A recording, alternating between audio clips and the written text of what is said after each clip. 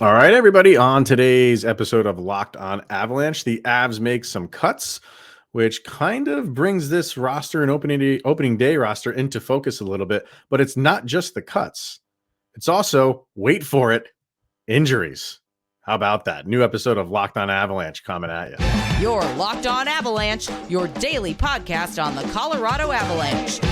Part of the Locked On Podcast Network. Your team every day.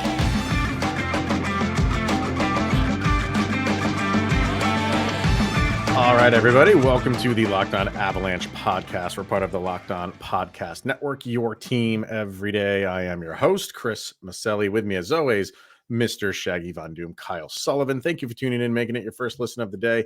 That's always appreciated. Make sure to follow us on our social media outlets, LOPN_Avalanche on Twitter, X, Locked On Avalanche on Instagram. Questions, comments, concerns, opinions, lockedonavalanche@gmail.com, and follow us on our YouTube channel over on YouTube. Hit subscribe, get notified when a new show goes live. Definitely subscribe to our subtext as well. Link to that is in the show notes below. Chat with Kyle and I one-on-one. You're going to want to do that ASAP because we're going to be getting input from everybody over on subtext before and after games, which are right around the corner, Kyle. We got a week to go. So, all right, you can see our rundown. So the Locked On NHL section of Locked On Podcast Network, we did our season previews, and I did they asked 5 questions, right? And I did it with Seth Topal from Locked On Wild, who hosts a day of Locked On NHL. So we went through 5 questions. Every host does it. But the host or the shows that have dual hosts, so it was only one of them go on it. So I did that with Seth, but we're going to bring up those questions now because I have a co-host and I want him to get his 2 cents worth. So we'll bring up those questions again. You can go watch that. I think the video part of that is up on our YouTube channel right now if you want to go watch it. But we'll revisit those questions and Kyle's perspectives on those 5 questions. But where we're going to start is some quick news bits coming out of Avalanche camp. And I guess we should probably start with the injuries because get used to it. It's an Avalanche season and we're already starting with some injuries. None of these seem like dire, right? But you just see names on an injury, and it's been happening already for the Avalanche leading up to today. We've before training camp even started, there was guys, a laundry list of guys injured. But Jared Bednar did say Mikko Rantanen is day-to-day with a lower body injury, but he's not concerned about him missing opening night. So that's a plus. Josh Manson took a planned day off, which I just feel like Josh Manson has had a lot of days off. So why is this one a planned day? Yeah, that's what I was just about to say when you said none of these are concerning. And with Bednar talking about Mikko not missing opening night, like Josh Manson, a planned day off. It's one of those, yes, it's not concerning, but highlight that. My goodness, how many times, especially after last year and then coming back and then just that weird overcompensating for being out. And then now it's been kind of a rough get back to playing shape and now a planned day off. It's probably nothing. He probably had to go get, I don't know, the new Assassin's Creed game or Forza Horizon. But come on, dude, let's go. I know we're a week away. I guess a planned day off is a planned day off. You know what I mean? But it's just, I just feel like the guy hasn't played yet. So let's get him out there as much as possible. But hey, and with the injuries he had or has had, you're just, maybe that's a little, I don't want it to be concerning, but it's just he's on another level. I don't want to read too much into it. Whatever. Yeah. Planned day off. Just come back tomorrow then if it's your planned day off.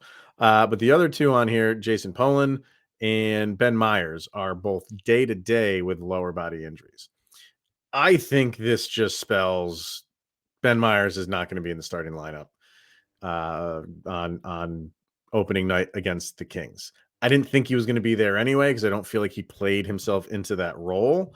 But I think this just makes the decision a little bit easier for Jared Bednar to be like, Well, you're day to day now, and even if you were ready to go, you're probably not going to be at 100%. That's just, adding to why other guys are going to be starting over you. So I think, Incogliano was in practice, but he still is not in a contact practice jersey. So it's not looking good for him to start either, even though there was no update on him. You're just getting the impression that your fourth line is going to be Tufte, O'Connor, and Olofsson for opening night, if you ask me. Yeah, this is one of those situations where you're picking up on everything that's not said.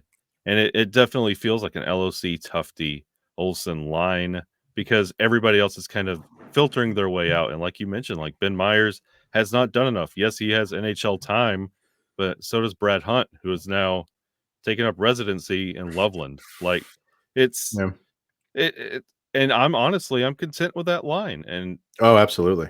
At least to Ben start the season. Meyers, Yeah. yeah, and, like, with Ben Meyers, I know he's, like, a fan favorite, and the whole Landy story of getting picked up at the airport's adorable, but, I mean, we're here to win hockey games, and if you're Exactly. not stepping up, like, refine yourself. Yeah.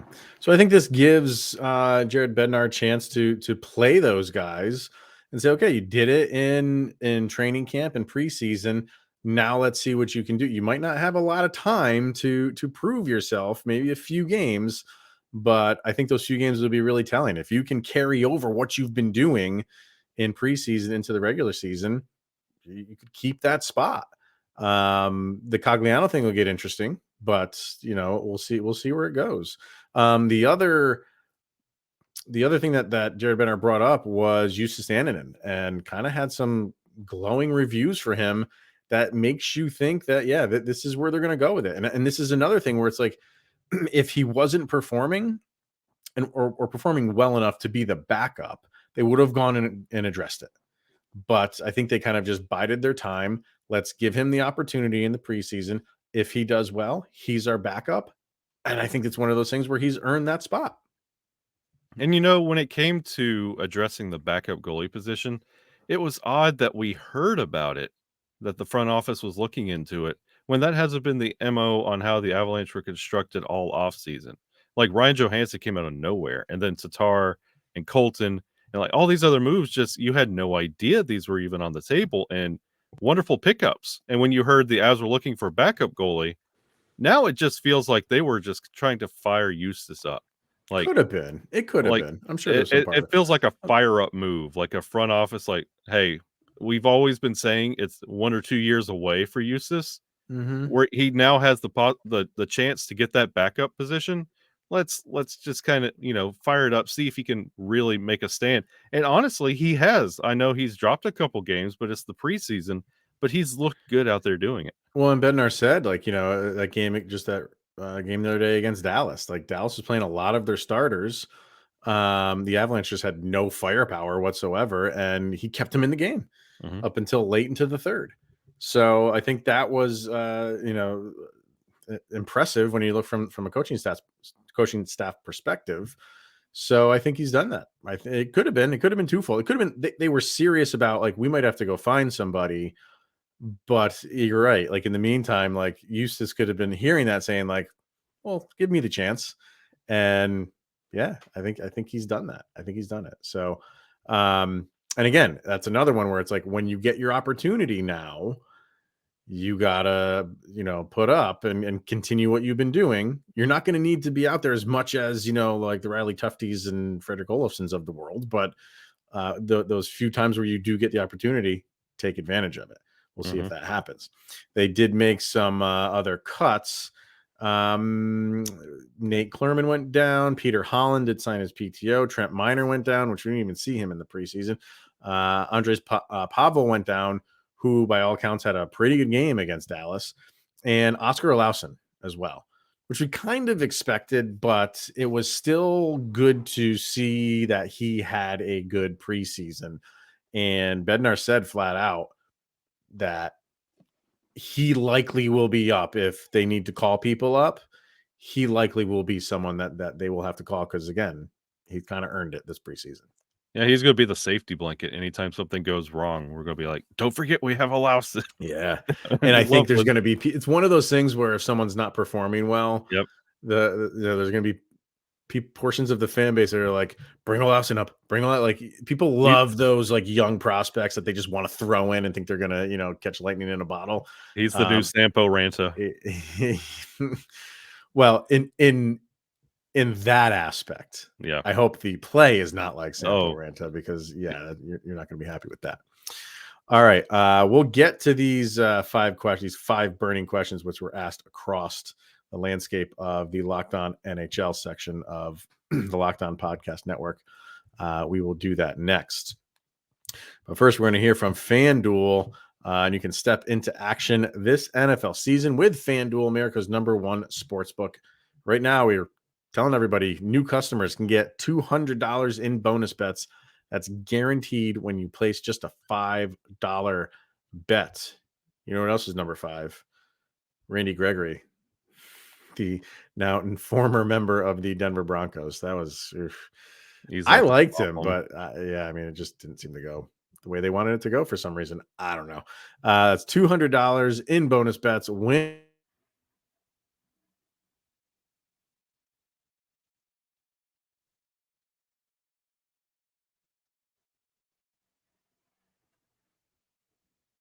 So visit FanDuel.com/locked-on today. FanDuel is the official partner of the NFL. All right, let's jump into these questions. Like I said, that was asked of everybody, all the hosts of the Locked On NHL side of the Locked On Podcast Network. You can go watch just the it's like a 10-minute segment that I was on. If you have interest in the whole league, they did a Western Conference one and an Eastern Conference one where those are like hour-long episodes where you can kind of they take clips from those 5 questions and throw them in with a really good conversation with Seth. So check those out. Those are available right now. But I wanted to throw those questions out to you as well, good sir. So we'll dive into it. And they started off with the first question. What is the biggest storyline surrounding the Colorado Avalanche coming into this season? What do you think what's the biggest story? And maybe, I mean, you could go full season if you wanted, or if you just want to narrow it down to like the start of the season. Either way. Well, Mr. Maselli, I watched you. I saw your episode. You're very good on camera. You should do a podcast. I looked pretty good, I have to say, yeah. But honestly, to me, and I think it's one of these that's gonna. This is why I wasn't on the show. My takes are too hot. But honestly, it's whose team is it in this Colorado Avalanche team with no Gabe Landeskog? Okay, who's going to lead this team through this season? Is this going to be Nathan MacKinnon stepping up? Is Cale Makar going to take that? He's going to start shouldering the load for a lot of these defensemen. Like, who's going to be the universal vocal leader on this team? Is it going to be Taser? I know he's got that role kind of right now. He's always right behind Landeskog as one of those leaders in the locker room. That's what's standing out to me because we've known we don't have Landeskog. It's not a mystery. We're not waiting on a certain date to happen to see if he comes back. He's not. This season, it's out. So who's going to step up and be the leader for this Avalanche team? Yes, everything looks fantastic when it comes to roster construction, but who's going to lead this team? I mean, I think it's a good question. I think, on the ice, you got to find who that guy is. And I think they have leaders, but the weird thing is we all love how Gabe Landeskog leads this team and is the captain of this team. And nobody else can do it the way that he does. And I think a lot of people look to Nathan MacKinnon, and I think he's capable of doing it, but that's a different style. Like he's like demanding of excellence. Not that Gabriel Landeskog is not, but like, you just get the vibe that, Nathan MacKinnon will get in your face and tell you flat out what you are not doing. And if you do something right, he'll be like, well, yeah, you're expected to do that. I'm not going to congratulate you on that. You know what I mean? So, I think on the ice, I think it's him. I do. I just feel like he'll be that guy. I think guys respond to him. I think it'll be a collective. It's not really just going to be one guy. but it's going to be the guys that you just think of when you think of the Avalanche right now. I think it's going to be, it's going to be McKinnon, Makar, Miko to a certain extent. I think Taves. I think Sam Girard can be that guy. You know what I mean? So it's when Gabe Landeskog's out there, he is the guy. When he's not there, I think you look to multiple guys, right? So, all right, let's jump into the second one. What was your team's most significant offseason move and why? And I went the Ryan Johansson route here. And absolutely, I had to agree with you on that one. Like, going into this offseason, you didn't know who the 2C was, and with one simple move, all of the concerns were gone. And Ryan Johansson is that 2C. He's exactly what the Avalanche needed. And there was a lot of uncertainty and head scratching and, hurt feelings on how the season ended last year. And it all was swept away when that move was announced. The confidence was restored to the fan base. And honestly, the team got its swagger back just with one move. He hasn't played a single shift of regular season hockey, and the Avalanche got their swagger back. Yeah. I mean, and I think arguments could be made for some of the other moves that they have, not to say that, those other moves are insignificant, but, and a lot of people would say, I think between either Johansson or the Drouin move, but to me, just the way that the 2C position was just non-existent, and what you saw the importance of it when Nazem Kadri was here, and you don't feel like Johansson is on that level, but he is just he's on the level of consistency, which is what they did not have last year. All right, number 3 was who figures to be the most important player on your team this season, and what makes them so crucial to the team's success. And this was kind of funny because Seth, when he threw the question to me, kind of said, like, I kind of figure I know where you're going here. And I was like, no, I mean, I could give you the canned answer of, Nathan McKinnon or Cale Makar. I went a different route with this, not just to be like different, but I genuinely feel this way. I said Val Nichushkin. I think Nichushkin is incredibly important to this team, for multiple reasons, and kind of one of the reasons I gave was you mentioned, like, with Gabe Landeskog not being around. I kind of felt like he needs to take that role of not the captaincy, right? Yeah, but just the grunt work up front, like in front of the net. He's already a great forechecker. His value is already big to this team. With Gabe Landeskog gone, I feel like what Landeskog did on the ice, Nichushkin does that stuff, but he's got to do it consistently and play and not have these missed games like we've been accustomed to him the last couple of seasons, right? I honestly, when it comes to the most important player on this team, the games are won and lost with Alexander Georgiev. If he comes out rough, well, if he starts rough, and then we start looking at Eustace. We just talked about Eustace looking great, but is that somebody you want to rely on if we don't get the greatest start? It's the heartbeat of the team. A lot of confidence is built in his play last year, and I feel like if we have another repeat of last season, everybody will build off that. But if it's one of those rocky starts where it's like kind of 50-50 or he's winning 75% of his starts, things get a little, the defense starts overcompensating. We've seen that 100 million times where they just fall back and they're right in front of your gift the whole game because they don't know what he's going to do. And the forwards have to compensate for the D. He is a very crucial player. Like, you could build a wonderful team, but it means nothing if your goalie's letting everything in. I mean, I think that's true for every single team where the goalie's important, right? I think that goes without saying.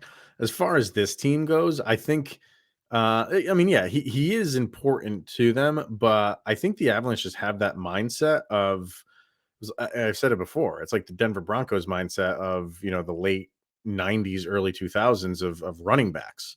We can put whoever we want back there, and, the offensive line will make that guy look great. So I think that the Avalanche have that mindset of, yeah, we need great goalie play. We just can't put, a manatee back there and he'll be good. But I think that they're feeling like if we play our game, our goalie just needs to be okay, and we'll be fine with that. Sorry. They backed Go ahead. themselves in the corner a little bit by only having like $875,000 of cap room. They don't just expect good goalie play. They need to have good goalie play Oh, because sure. there's not a lot of like you go to Eustis, pull up Trent. I don't know what they're going to do if things start going rocky because you're not going to just go buy somebody to be a Francouz level backup. I think they're stuck with him. But I don't think they expect that to happen. I think they expect, his season that he had last year. I think they would expect him to do that again. And if they're healthy on defense, they're not going to have to overload him. And they want to have those games where he has those 21 save wins, or 21 shots on goal wins. They don't want to have where there's 35, 40 shots thrown at him. He's capable of stopping those, but you didn't expect half the team to be injured to the gravity that they were without Landeskog and be bounced by Seattle. You don't expect those things to happen. You also have to prepare for those things to happen. Mm-hmm. Yeah. So, yeah, I mean, goalies are important. So, and he is definitely an important one too. So, all right, let us hear from Indeed, and then we'll get to the remaining questions on those 5. So, when you're drafting your fantasy team, do you ever wish that you could do the same thing with your business team? If you're building a roster to win the league, then you need Indeed. Indeed is the hiring platform where you can attract, interview, and hire all in one place. Don't spend hours on multiple job sites looking for candidates with the right skills when you can do it all with Indeed. Find top talent fast with Indeed, a suite of powerful hiring tools like Indeed Instant Match, assessments, and virtual interviews. Hate waiting? Indeed's US data shows over 80% of Indeed employers find quality candidates whose resumes on Indeed match their job description the moment they sponsor a job. So Indeed knows when you're growing your own business, you have to make every dollar count. That's why with Indeed, you only pay for quality applications that match your must-have job requirements. So visit Indeed.com/locked-on to start hiring now. Just go to Indeed.com/locked-on. That's Indeed.com/locked-on. Terms and conditions apply. Cost per application pricing not available for everyone. So if you need to hire, you need Indeed. All right, last couple questions over here. Number 4, who is a potential breakout candidate on your team that people should know about? The people you should, or that people should know about part, the guy that I threw out, I think most people know, but I just went with the breakout part of this. And focused on that because he hasn't broken out yet. We've seen how good he can be. And if he, again, the health factor, if Bo Byram can stay healthy and play consistently and play his style, I think he's one of those guys that just comes on the scene a little bit more outside of Avalanche land. See, when the everydayers, if you remember our season grades, I gave you a little tease on who this is going to be. The breakout guy for this year is going to be Arturi Lehkonen.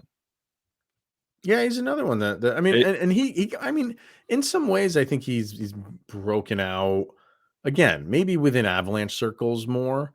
But could he be that guy that is more of a, you always use the word household name? Yeah, he could be that guy.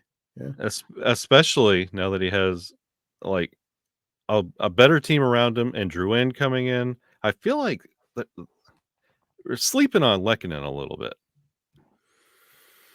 Who, like, you think the fan base is, or you just think I think with all the new shiny toys, the fan base has kind of forgot that Lehkonen exists. And honestly, the NHL, I can't remember the last thing I've seen about Lehkonen existing. I mean, he's not one of those guys that just gets lumped into when they're talking about, even when they're talking about the Avalanche, you're right. Like in all the offseason moves that they made, sometimes he's just thrown in there like, oh, don't forget they have Arturi Lehkonen. Like, no, he's a pretty big deal to this team. So yeah, it could be a breakout. Yeah, I mean, he's playing in the top 6, so he'll get minutes and That's a good one. I'd be okay with that.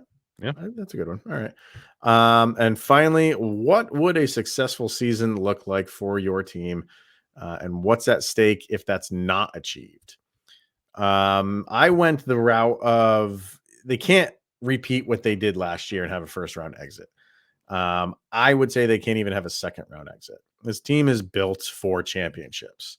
And it's always tough to just predict, like, winning a Stanley Cup. But I would think like the way that I phrased it with Seth was I think they at least have to make the Western Conference Finals. And if they get into the Stanley Cup, win or lose, that's where you want to be, obviously. But as far as the playoffs go, I don't think they will settle for anything. They won't settle for anything less than making the Stanley Cup Finals. But if they were to make the Western Conference Finals and it's a Game 7 drag out bloody mess and they lose in overtime, you throw your hands up and be like, hey, it's just the way the puck falls once in a while. If they don't make the Stanley Cup Final this year, I would say even if they don't make the conference finals, I don't think you're going to see this massive overhaul. You're not going to see it behind the bench like that. That's not going anywhere. And I think what they did this offseason, they just do that again. They just take a bird's eye view. And if they feel they need to plug holes, they'll assess the season. Where were we not good? Let's go out and find those things. But the Avalanche are not built to just blow things up year after year. If it's not working, they go out and plug the holes where it's needed. As long as they have Nathan McKinnon and Cale Makar, this team is built to be cup or bust. But successful seasons, I say Western Conference Final. Like they are deep enough now where they should just fall into the Western Conference Final. Like you get through the first round with a team this deep. You get to the second round in 5 to 6 games with a team this deep. Western Conference Finals should be expected. And if you don't get to the Western Conference Finals, you take a serious look at how this team is geared. It's not like you're going to blow it up. You're not going to get rid of Bednar. You're not going to start trading players like Cale Makar or Nathan McKinnon or Mikko Rantanen. Those are the pillars of the team. Right. You have to figure out what's going on here and what are we not doing right. We know we can win the cup with this DNA. There's something we're not doing. Is the game changing on us? And you have to adjust. But it's Western Conference Final is a successful season. If you make it through or not, that's where the Avalanche. That's the worst case scenario. Anything less than that, something's wrong. At least for one more year following this year. What we're saying is likely going to happen if they don't make it to like the Stanley Cup Final, because all the guys that are UFAs, most of the guys are UFAs. There's one restricted on here, and that is Ben Meyers. All the other guys are those pieces, right? Andrew Cogliano, Frederick Olofsson, Taves is an unrestricted free agent. He's an outlier. Curtis McDermott, Jack Johnson, even Pavel Francouz is unrestricted. So those are the guys that you plug in, right? This is not like you said, clearly your big names aren't going anywhere, but neither is Lehkonen, neither is Ryan Johansson, at least for another year. Neither is Ross Colton, neither is Miles Wood, because he's got that 6-year contract. On defense, Makar, Girard, Manson. So at least for another year, like this is your team for this year and next year. And you'll get those just moves that you make in the offseason that are those minor moves. You keep saying it to plug holes. So you have to look at how the season went. Was there a lot of injuries again? And if we're healthy, do we perform better? You know what I mean? So you can't just say like, oh, if they don't do this, you blow everything up. Well, why didn't they do it? It's a bigger question than just asking and answered. So, but yeah, I think the way that this team looks now, for the most part, you're going to get this team again next year with those minor adjustments. And that's just the way it goes in Avalanche world. And I think they're happy doing that. So, and if not, we'll go get McDavid and Sidney Crosby. Sure. Yeah. Why not? League minimum. We'll sign them for league minimum. All right. That's going to wrap it up for today. Fire away in the comment section for any of those questions. Who do you think? What do you think is the biggest storyline? Who is the most important player? Who could be the breakout candidate? Let's hear you in the comments section. So, all right, that is going to wrap it up for today, everyone. Thank you for tuning in and making it your first listen of the day. That's always appreciated. He is Mr. Shaggy Von Doom, Kyle Sullivan. I am Chris Maselli, and this is the Locked On Avalanche podcast, and we'll see you guys tomorrow.